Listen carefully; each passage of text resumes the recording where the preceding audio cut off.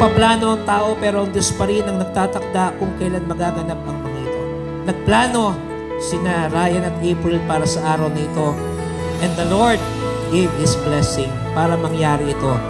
At naririto tayo ngayon upang saksiyan ng isang pag-ibig na mangangako ng isang pangmatagalang pagsasama. Pwede bang umiti ka saglit, kalimutan na muna, iwagli lahat ng iyong iniisip ay tabi. Pwede ba kung sa'yo isandaling tumabi? Pwede bang tumingin ka sa mata, ang lahat ay makita? Di mo ba nararamdaman ang sinasabi sa'yo? Subukang hawakan mo ang kamay ko.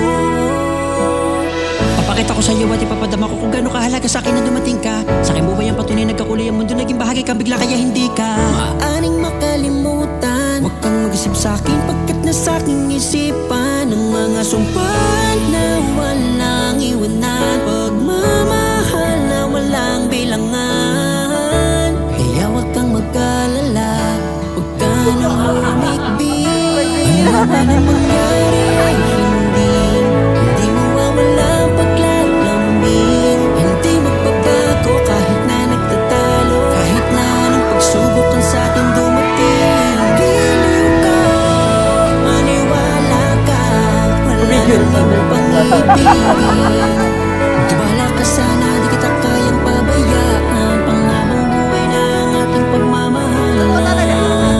Kahit ano man ang sumubok sa ating samahan, hindi matutupo. Ulanin man ang uno, sa'y di ka bibitawan. Na lahat ang daraanan, sabay nating tawanan. Ikaw ang aking inspirasyon at katuwang sa lahat ng bagay, sa hirap at ginhawa, sa sakit at kaligayahan, sa bawat hakbang ng ating buhay, kasama mo ako.